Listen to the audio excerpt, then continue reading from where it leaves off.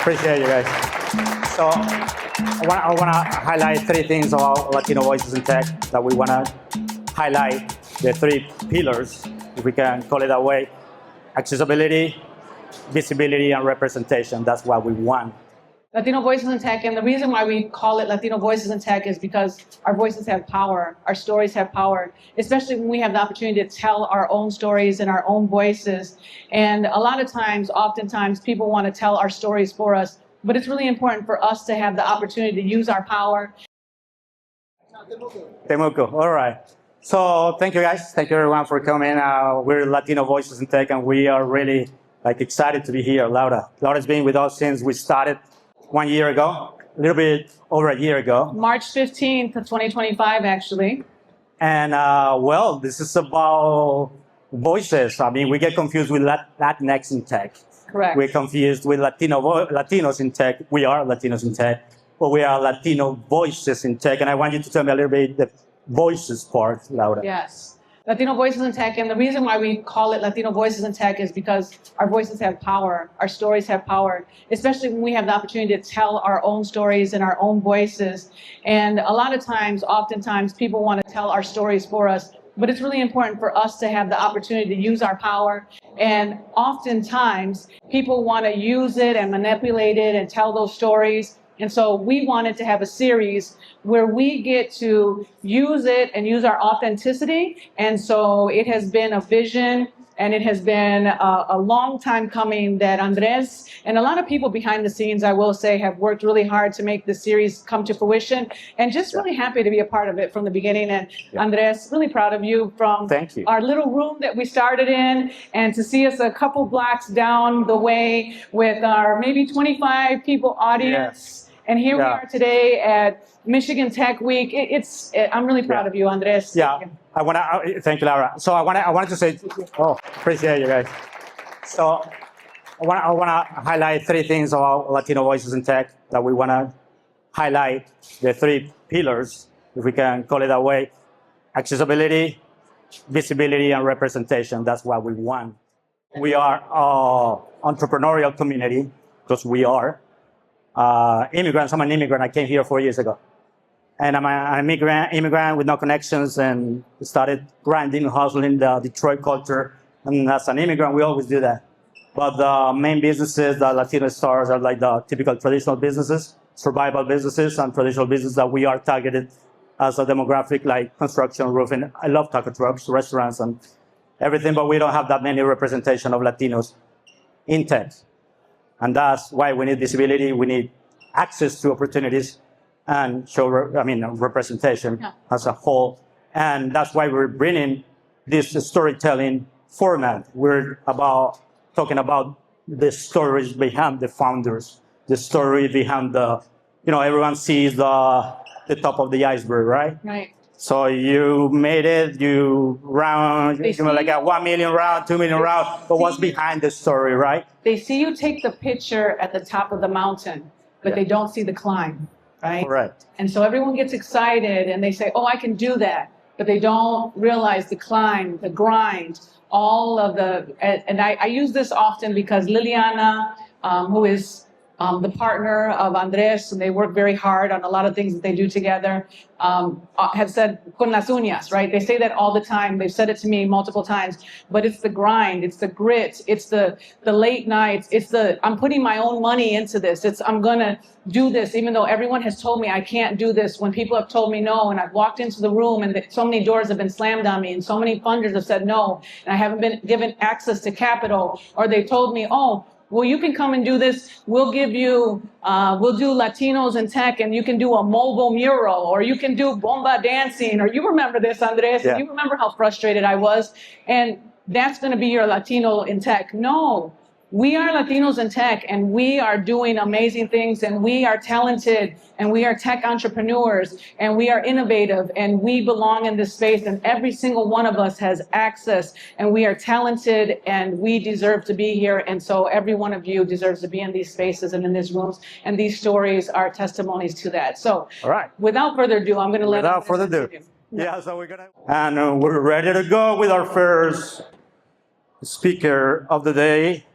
We have So our amazing dynamic first speaker of the day is the unglamorous chaos of launching a startup. And it's Andrea Michelle Taylor, and she is founder and CEO of LibC. So without further ado, here you are. Well, thank you so much. It is, the talk is called The Unglamorous Chaos of Launching a Startup. And Andres did help come up with the name. That's part of why he's so excited to share that.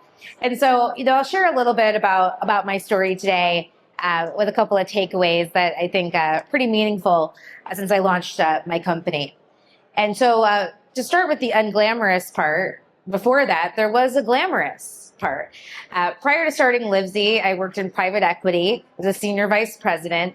I'll paint a picture for you, right? We're in Manhattan. They order the black car. I'm getting in the elevator in the high rise, going to the 60th floor. We're all in our blazers and our suits and all of that.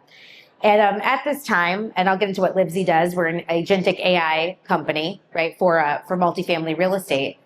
But at this point in time, I was also working on another multifamily apartment industry project. And we're in the boardroom.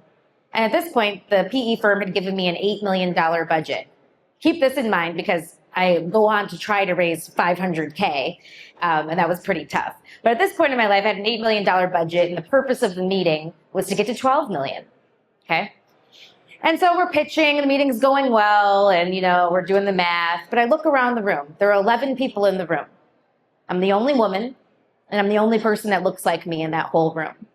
Well, I'll even do you one better. Let's do some additional math on that. The guy next to me, if I calculated our exits correctly, which I did, he was going to make 5 times more than me in an exit. The guy over there was going to make 5 times more than me. The guy at the head of the table was going to make 10 times more than me. And I'm taking a step back, and they're all looking at me like, what do we do, right? And that was the catalytic moment, right? That's the moment where I decided, okay, I've got to do this on my own terms for myself and for people who look like me and are in those situations as well. So I quit my job, okay? And now let's get real unglamorous. Because after that comes the grind, right? So I thought, okay, well, I'm going to go out on my own. I know I've got an idea. And the problem I wanted to solve was that rents are exponentially high. Anybody rent in here? Okay, yeah, so that's crazy, right? And there's a lot of apartments. So my AI not only helps you find apartments, but it also balances pricing for those owners. I knew it was a good idea, but I had to go out and get funded. And I'm coming from private equity, right? They were going to give me $12 million. So I go, okay, well, I'm sure, I can recreate this situation. Let's laugh. That was wrong. And it really was a humbling experience. And I definitely was taken aback. I remember I applied for grants, right? So I'm going from budgets to applying for grants online. And the first time I applied for a grant, the person on the other side of the screen told me, you'll never raise money. You can't raise $1 million. This is a direct quote. He says, you don't have a PhD in AI. You can't do it. And didn't even tell me about the rest of the grant process. So we had to go around that, right? But it was extremely humbling to go from that experience to the next one. I made about 400 different pitch decks. I shouldn't say it, 400 iterations, because every investor said, well, you're missing this slide, you're missing that slide, tweak this, say that. It took me 400 decks to realize that it doesn't really matter. Everyone's going to have an opinion, right? As the old saying goes. So the next thing I did, and actually with that, I took out my team slide. An investor told me, he goes, where's your team slide? And I said, I had better luck without it. When they didn't see my picture, when they didn't see my bio, then I was getting to the next level. But really, what I'll tell you is, going through that, I had a really hard time. I was rug pulled. I thought people were going to invest. They didn't invest. And I thought, you know what? I've got to do it on my own terms. And so not only have I quit my job at this point, I put all my money into my company. And at that point, I started to get some realizations or, intentions from other groups and other investors in the space. And I got my first angel check, right? And I thought to myself, if I'm going to do this, maybe this is how I do it. Maybe somebody's going to give me 10 grand here and I'm going to pick this up, get a grant, and I'm going to make this happen. And that was the shift, right? It wasn't changing my pitch deck 400 times. It wasn't, getting into the room with the wrong people who didn't respect my business or care about it, right? It was about a mindset shift of I can do this and I'm going to make it happen no matter what. And I kid you not, it was either that day or the next day when my largest VC, who I still partner with today, gave me a call and said, we're coming in and we're investing in your round. And then the rest of the funds shortly came in after that. But again, it wasn't about, changing everything and trying to fit into a box. I really made my own box. And so that brings us to really, the close, right? Or the next part of the story, because not only did raise that round, launch my company, got customers, grew it 10x, right? There's a happy end. There's a happy middle, I would say. Still very much early in my journey here. But the takeaway, I think, on this note, it's not about fitting into that box. It's about making up your mind, and it's about putting everything on the line. So I would say, if you really believe in your product and you believe in your business, yes, quit your job. It'll be unglamorous and full of chaos. Put all your savings into your company, because how can someone invest in you and you haven't done it yourself, right? So people don't want to invest in side hustles. But when you make those big changes and have those catalytic moments, it can and will happen. So a lot of ups and downs, some really low valleys, but the peaks are really high. And what I'll say about entrepreneurship is the highs are high, the lows are low, but it's really worth it, at the end of the day. So that's my story. And thank you for having me a guest on Latinos in Tech. I'm actually not Latina, but I love this community and I'm happy to be, a part of it. So thank you. Awesome. Well, thank you for having me here. I actually really enjoy public speaking, and I haven't had an opportunity to do it really since COVID. So this is actually really fun for me. But the reason why I said yes to this opportunity, even though I haven't done a lot of these talks recently, is because I wanted to be representative of the Latinos that are building in technology today. I think we need to hear more stories like mine, because my pathway hasn't been linear, is not linear by any means, and the way I ended up in technology is just, it baffles even me. So just to get a little bit of insight on the audience right now, how many of you guys have gotten a bill in the mail months after a doctor's appointment? Okay, most of you guys. How many of you guys have had to create an account or access an online portal to get access to your medical records? Okay, how many of you guys have forgotten the password to that portal? Okay, most of you guys. How many of you guys have had to make an appointment for a loved one or somebody you cared about and were told you cannot do it because you're not listed as somebody who has access to that person's medical records? Okay, some of us. Cool. So this is not a surprise to me, as I had my own experience with this type of issue. This is actually something that we call sludge. So sludge is the technical term, and this is what healthcare actually looks like today. Sludge is unnecessary bureaucracy and process that we have implemented into healthcare to make it more difficult for us to pay our bills, make appointments, and navigate the healthcare system. So this affects all of us. Now, this probably may or may not come as a surprise to you guys, but about 1 in 4 of the people in the audience are not up to date with their healthcare appointments. Or actually, no, 1 in 4 are up to date. 3 out of 4, 75% of you guys, have not gone to get your annual physical yet, or are not up to date in your preventative healthcare measures. Additionally, 6 out of 10 people in this audience are struggling with at least one chronic condition. And if you're 40 or older, it is most likely 2 chronic conditions. Now, this is a big reason why this is true. It's not because we don't have access to proper coverage and health insurance. In undergrad, I learned about social determinants of health and things like poverty, lack of food, and accessibility that prevent us from getting the access that we need. But as an entrepreneur and founder, I learned about something completely different that we don't get to talk about enough, which is procrastination.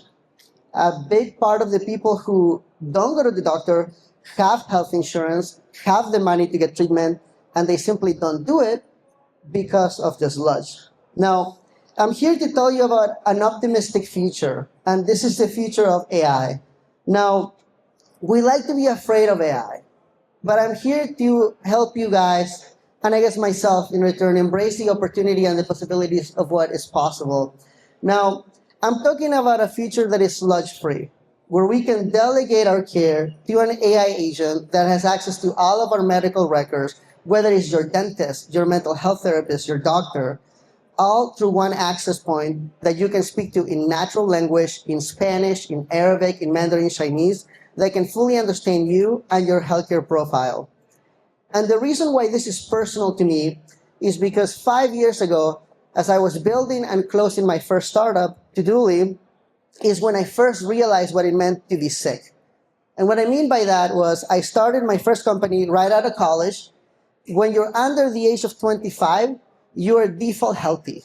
You don't have to think about your health. You wake up healthy, you feel healthy. You could do whatever you want. You could drink on the weekends and take an exam on Monday, and it's not a problem, right? And then you turn 25 and something starts to happen. You wake up one day and you realize you're 30 pounds heavier. You're pre-diabetic. You're struggling with sleep apnea. You have all these chronic diseases all of a sudden that you didn't know that you had. And then you try to schedule your first doctor appointment, and what do you find? Sludge, right? And all of a sudden, it is not a priority. This is what I learned while building my first company. So what did I do? As a busy founder, I decided to do the best thing I knew how to do, which is I delegated it. I asked my executive assistant, I gave her access to my credit card, my social security number, my medical records. I mean, this is just crazy to be able to trust somebody at this level and do this. This is somebody in the Philippines. And I told her, from this point on, you're responsible for my proactive healthcare. You schedule all of my doctor's appointments, and you make sure that I go to my appointments, I get my vaccinations, and I am healthy. And I am taking care of myself because I am just too busy and I can't do it. This turned into creating a WhatsApp group where I added all of my family members, my parents, my sisters, and my executive assistant. And then I told her, okay, her name is Goldie. From this point forward, you're responsible of my family's healthcare. And this is when I realized, like, why is this not a thing? Like, why are we not delegating healthcare? Why are we not advocating for healthcare on behalf of other people? And it turns out that we are. And this is called concierge healthcare. The problem is, even though concierge healthcare has existed for the last 20 years or so, it costs around $150 to $200 a month. So it's something that people can afford on top of their healthcare premiums. And this is the opportunity, because with AI, you can have a concierge healthcare experience at the price point of a fringe benefit, so a tenth of the cost. And you can do it in any language. You can do it in a healthcare agnostic way where you can connect to any healthcare system, and you can get your whole family involved. And that's the insight that I'd had as a Latino and as a minority group, is that it wasn't me and my healthcare. It was me scheduling my mom's healthcare appointments, my dad's healthcare appointments, right? And making sure that they understand their healthcare and their healthcare journey, and being able to advocate for them without spending a half an hour on the phone, pressing 2 to talk to a representative or whatever, and then they end up hanging up on you anyways, right? So that's the sludge I'm talking about. We've all experienced that. So anyways, I am here to tell you that the future of healthcare and AI looks bright. I am very excited about reducing sludge, moving to a frictionless experience, not just for people with money, but for underrepresented communities that speak different languages and have different means, or maybe don't even have health insurance. And that's what I've decided to dedicate the rest of my life to do. Now, I am very privileged, even as a Latino, to have the support of amazing partners, including Kalamazoo Forward Ventures, who's one of my big backers, Union Heritage out of Michigan, and a few other VCs out of the San Francisco Bay Area. So as a second-time founder, I'm lucky to have that type of support, but I think more of our community needs to have the same level of support, which is why I'm here. Thank you. Awesome.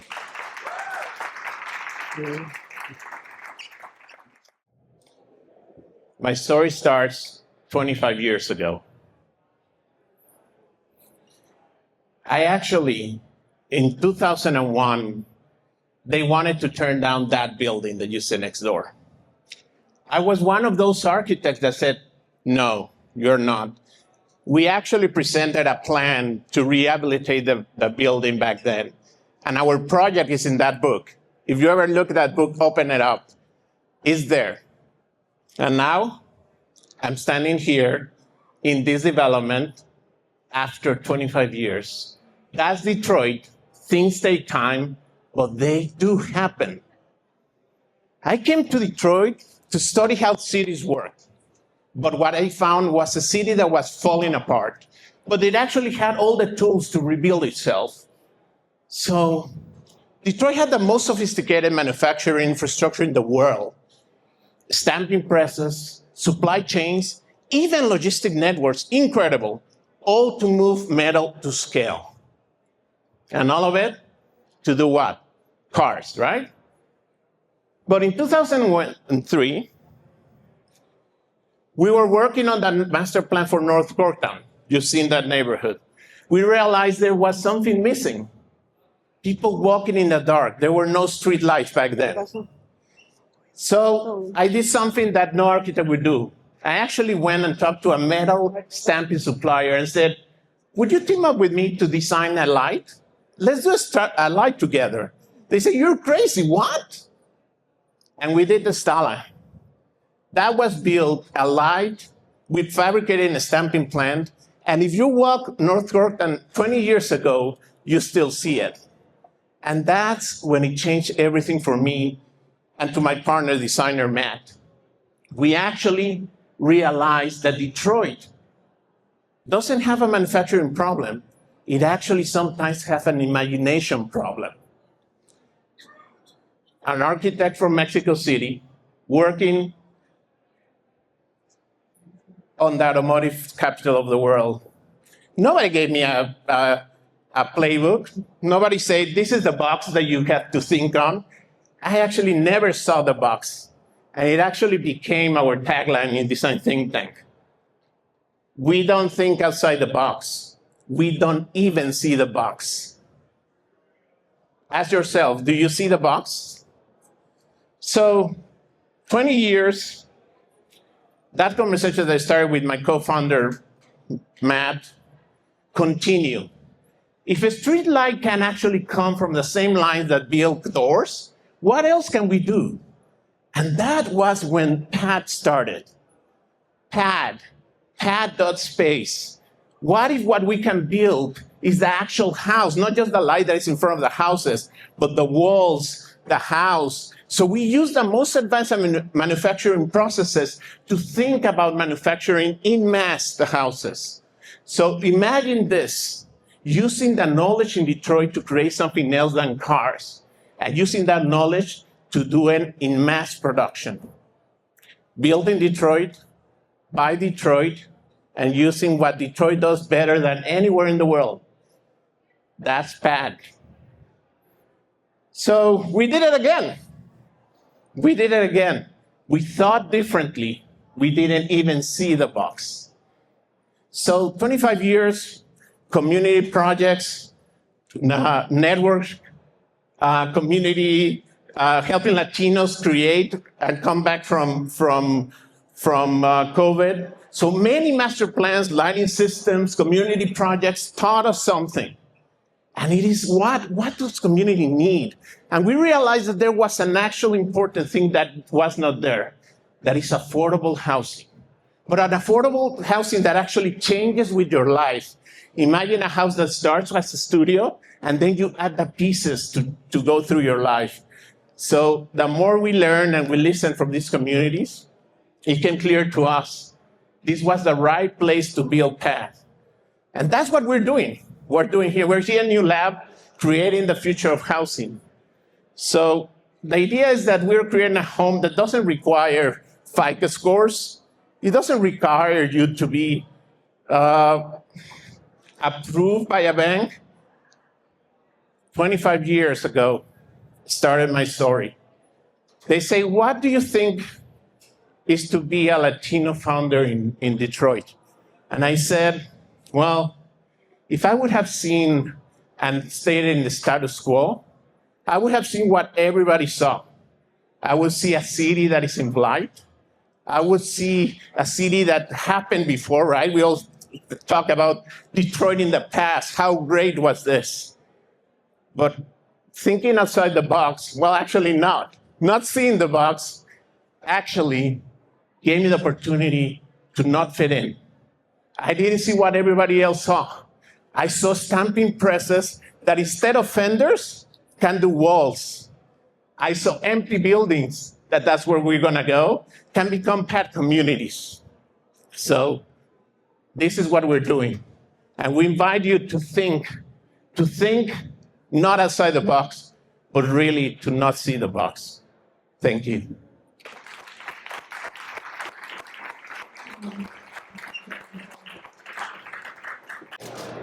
All right. So we have a couple of questions. Yeah, we're doing good. All right. Yeah. So Yes. I'll give you the. Okay. All right. Yeah. Yes, I'll ask the first one. Ooh, this one has a lot on it. All right. So this is the first question from Andrea. It says, what's been harder than you expected as a founder? I think plenty of things. One thing that stands out to me is growing your team. You know, I think when you're a founder and you really have a lot of passion about your business and you got to be sort of a jack of all trades and know how to do a lot of different things. And I think just being really thoughtful about who's around you, and that's really personally and professionally, right? All your friends that maybe you had friends before that are not on board with you building something really big, right? And then, you've got to really elevate just personally and professionally. So that was a tougher realization that I had there. All right, going down the line, Sergio, what strategy or strategies do you use to get your app visible in the app stores? So this answer changes, almost monthly, but I would say, generally speaking, from this point forward, back in 2007 when the iPhone was released, a lot of people were clever enough to build some of the first vertical-specific mobile apps, and they were able to ride that way as people were downloading apps for their smartphones. We now have agent stores in ChatGPT, Claude, and different large language model providers. I think if you're starting a company and you're looking to get in front of consumers, making your app and service LLM and large language model compatible and being one of the first in these stores, especially if you're the first in that vertical, it's a good competitive advantage because the incumbents are going to be slower to move in that direction. Again, continuing the same method, Luis Antonio, what does thinking outside of the box mean to you personally? Well, it's funny, but I always take an opportunity to design. I get compliments about my glasses, right? And I actually design them. I'm not a glass designer, but it's about thinking. Again, it's about not even see the box. What are the constraints? Let's do something interesting. So it's about the matter of creating. I do believe that every human being has that possibility. You just need to flourish it. You need to water that creativity. And if you push that creativity, then they can create amazing things. So it is about, yes, studying what has happened before, but really don't use it as your limitation. Use it as your base to actually launch yourself farther. This is a question for all of you. You guys can go to the side and sort of right. And just thumbs up. Just go ahead and thumbs up. Manito arriba. Okay. Thumbs up for the ones that you really like, and we go ahead and now let's see which one is the one that is winning. This is a question to all of you, so you can, whoever wants to answer it. It says, how has culture influenced your vision for your business? You can all answer it, or you can pass the mic around. I'll start. I think being venture-backed has made me look at a lot of different statistics, and I'll do one for this big picture. But when I started the company in 2024, women were getting less than 2% of the funding.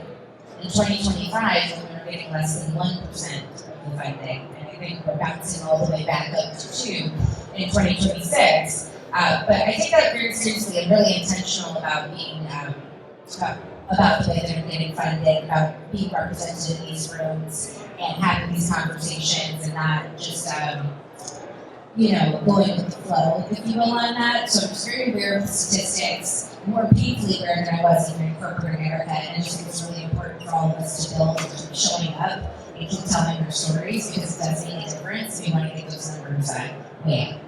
There's a lot of wealth out here for us all to build on. How sad is that 2%, the staggering 2% for women? Yeah. How many of you guys have seen the movie Slumdog Millionaire? Yeah. It's a good movie. So I think in terms of culture, I related to that is that there are certain things that you just sort of know in your gut by intuition based on past and lived experiences that are unique to you. And then there are things that are data driven. And you can look at the numbers and then the answer becomes obvious. Sometimes you don't have that luxury. To give you a tangible example, 2 out of 3 doctor appointments scheduled in the United States are scheduled by middle-aged women. And this is because middle-aged women make appointments for themselves, for their children, and for their husbands who are their adult children. So that's a statistic, right? That makes it obvious. It's real. But As a middle-aged woman, it's real. And basically, we have a need to make sure that healthcare it allows for the family to advocate for itself. It's not a one-to-one relationship, it's a many-to-many, right?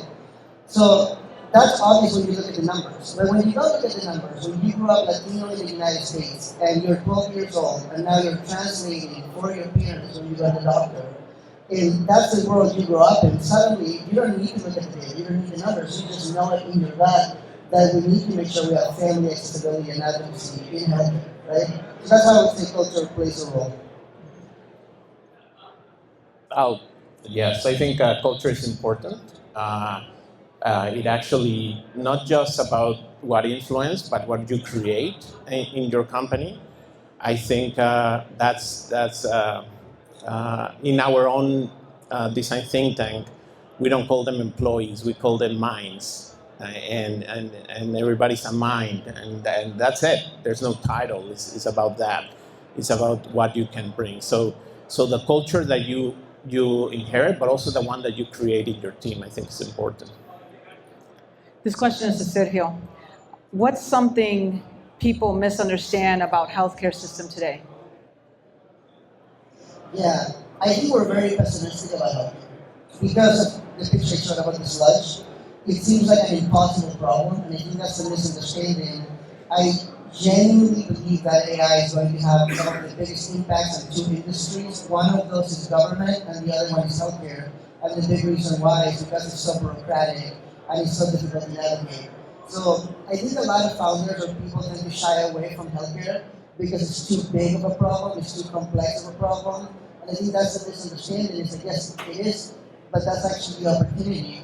And if you take the time to learn about it and understand the process and where it's broken, it can take some time, but it is possible. So I think people give up too soon to solve very difficult problems, but I think those who are stubborn, who are willing to spend the time it takes to figure out the system, deeply understand it, and actually move the needle. So I think that's the biggest misunderstanding. This is a great question, whoever wants to answer it. What's missing in the Detroit startup community ecosystem that you would like to see? Detroit's what? Startup ecosystem that you would like to see? Money. Whoa. Whoa. I'm sorry. No, I tell this to everybody, and I'm not ashamed to do it. Have you heard of the pre-seed funds? Yeah. What they ask you when you see a pre-seed fund in Michigan? Do you have revenue? Do you have a prototype? Do you have an MVP? I'm like, wait, what? What? Did I say pre-seed fund? So we don't have really pre-seed funds. And for us hard tech founders, where we really need to raise to create prototypes, to create malls, there's no pre-seed funds. So I encourage every LP out there and every fund to really start at that, the big pictures. What we're doing is humongous, fixing housing for the future. Let's think bigger, and let's support those big ideas with faith. So I think that's what's missing. So I've been thinking about funding a lot, particularly in the ecosystem, and I think I have a bit of a contrarian perspective here. I've been studying different ecosystems that have grown very quickly. One of my favorites is Austin, Texas, then there's Nashville and Miami. They've seen incredible growth. And the growth wasn't driven by more pre-seed funding. The growth was driven by better relationships with funding sources outside of the state that were brought into the state. So for example, if Daniel makes more friends in the Bay Area, and he writes a small check for a pre-seed startup in Michigan, it's totally okay for 80% of their capital, and the capital comes from the Bay Area, and he's the only check in Michigan. And I think there's only one player in Metro Detroit who has been doing this playbook for almost a decade, and it's Ludlow Ventures. They're almost the only Michigan check in most of the companies they invest in, because their strategy is an entirely relationship building and deal flow, right? So when you look at startups that have been successful, not in Silicon Valley, not in New York, the one pattern that I find is not whether or not there's capital locally, but it's the access to that capital. And I think we can do that through relationships much faster than through getting more pre-seed funds in the state. That's my perspective. Andrea, any thoughts on it? I'll add, because I never raised before moving back to Michigan. I was in Chicago for most of my career. And so being brand new to the ecosystem, but also the entire idea of fundraising, not knowing the scheme here in the Bay, and learning it through regional capital, where I do work with a lot of the funds here, I do think it's a little bit different. Definitely different than what you see on the coasts. And so I think, kind of balance both. I think there's things that we can learn. I think from both sides. I think Michigan in particular, I think we're getting more diverse industries. I think we've been very, we're an auto town, motor city, of course, right? So it's like auto, a lot of batteries, a lot of things like that that are related. So just diversifying our industries, getting more familiar and bringing that in. And I think that's something we're going to talk about tomorrow, saying we've got companies in prop tech, health tech, ed tech, martech, right? Really growing that. So I think we just need more of everything, more founders, more ideas, more industries, more funding, you name it. Yeah. I would like to open the mic for the audience. Okay. Yeah, sure. but I mean, I'm pretty sure you guys just made a question here, but anyone want to read their own question from your side? You want to? This isn't my question, but I thumbs it up because I really liked it. And this is and I think it's really relevant. It says, we're so focused on the disadvantages of being minorities, but what are the advantages and how can we increase those advantages? And I also come from a background of my parents are immigrants, so it's not my question, but I really would like to hear what are the advantages of being a minority, being from different cultural backgrounds and being So the easy answer is perspective, right? I think many times what differentiates a success from a failure is not so much the problem that is being solved, but it's the angle at which that founder is solving it.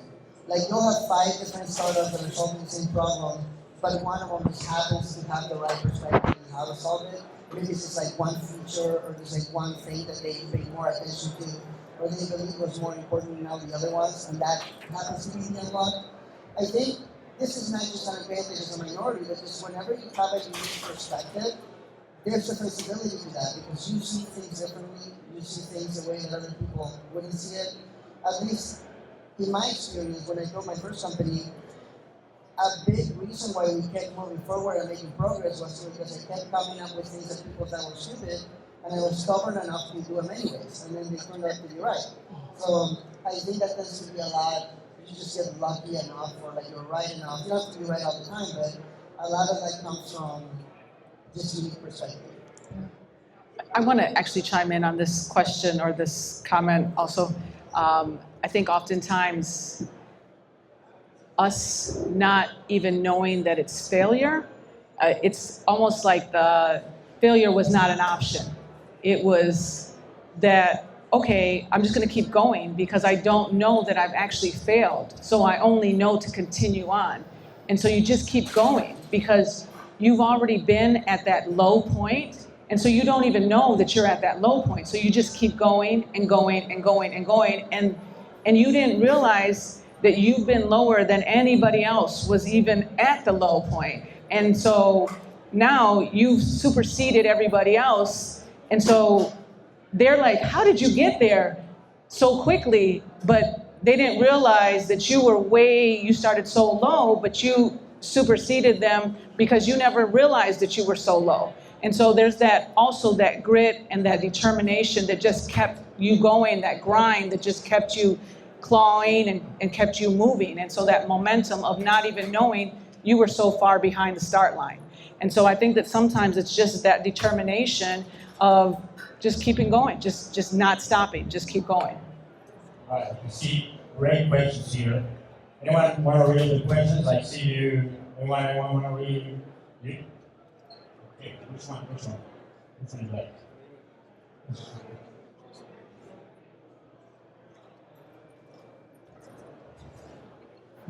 Sergio, so given your background, I was wondering if you had some steps that an under-network founder and another eco from here can take as they enter another ecosystem.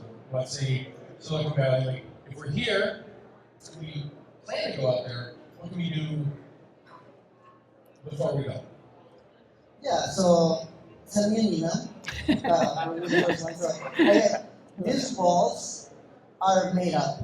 Like this idea that you have to raise money in Michigan and you cannot raise money outside of Michigan is is made up.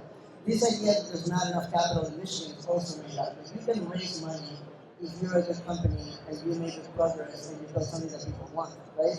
In fact, if you build something that people want and you're not even sure that you did, like opportunistic investors will see that and will want to give you money. It's just about building the right relationship to get the right introduction to talk to the right person. And one person can really unlock your entire ecosystem. So to give you an example, in 2018, I bought a one-way flight to San Francisco. And I just happened to talk to the right person who made an introduction to one investor, and that investor turned into almost my entire network in Silicon Valley, out of that one relation.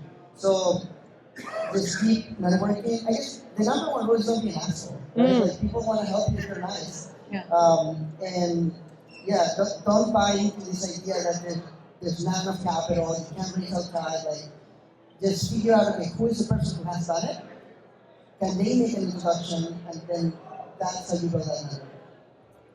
I just want to add one of the questions to Sarah. That was a great answer. And I agree. You know, I think being in the rooms where these conversations are happening, like this one is really important. I was recently at South by Southwest, and I did a prop tech pitch competition, sort of against my will, and I won it, and then ended up in diligence with an investor from that. And I wasn't even going to go. And so, but that was a great opportunity to be around innovation. So you got to put yourself in those rooms, do things that are scary, like pitch, like walk up to people that you don't know. I mean, I met Jason here, a year and a half ago, the first Michigan Tech League we were so good. So, you know, but it's all about being in the right room. Being in these rooms when these conversations are happening, being brave. And I also think, yeah, don't be a jerk. Okay, you have one last question before we finish. Who wants to go? Yeah, all right. Another question. Thank you so much. Great event. Also, we were talking about. Okay. So, you know, we hear about raising outside of Michigan. How does one get started? Just raise outside of Michigan. There's some like tips and tricks that you guys have. Because all of you have raised outside of Michigan. Not me, but. Two. But I think you gotta go outside of Michigan, go leave the room, right? I'll pass this. Like go to a tech. Yeah, go to a tech week. So I'm gonna call Sergio because I haven't raced outside Michigan. So, yeah, I haven't raced, but Sergio, you're the expert. Yeah, okay, so I also want to be transparent because I've never exited a company for millions of dollars. I've never raised a Series A, but I have raised a little bit over $3 million of capital outside of Michigan in my professional career. And the way I did that was I had to learn the game. And what I mean by that is there's a special language that is used when you raise capital. Raising capital is sales. Just like any other form of sales, relationships matter. I actually don't believe that going to a conference to raise money is the best way to raise money. I believe that the best way to raise money is to get a warm introduction to the right investor where your thesis align, and that warm introduction comes from somebody that they trust, right? Somebody who they went to undergrad with, somebody who they invested in before who made them a lot of money, somebody who they just recently invested in. So it's a little bit of social engineering, right? Like you have to make sure that you come in with trust because an investor doesn't have a lot of time. Unless you're in the Midwest, but in the Bay Area, you have to make decisions quickly because it's so competitive, right? So if you want to get into a deal, you have to look at the pitch deck, you have to kind of quickly analyze whether the opportunity is viable or not, and then you have to trust that this person is not going to take your money and walk. And the way that you build that trust many times is like who made the introduction. So in my mind, it's a social capital game, right? Like forget about the money, build your social capital, build your network, invest in healthy relationships with founders who are awesome, who want to help you, who are going through the same journey that you're going through. Because out of 10 founders that you meet, 2 of them are going to raise their Series A, and they're going to help you raise your Series A. And so I think we don't put enough emphasis on symbiotic relationships with other founders or people in the ecosystem as we should. that's the best way to raise capital. Just don't be an asshole, build good relationships, work really hard. But it's not really magic. It's just it's a social game. My one keynote to that or asterisk to that is there's nothing that can ever replace a human interaction. And so relationship building is always going to be paramount in anything, whether it's grants, whether it's building capital. It's, everyone's worried about AI. You can do all the prompts you want in grant writing and anything that you do, but there will never, ever be a replacement to that human interaction. And so thank you, panelists. Thank you. Let me add that. That's why we do Latino Voices. Yes, that human interaction. We want to tell the story, the human connection, the human factor behind the performance. So thank you so much. Gracias. Thank you. Thank you so much.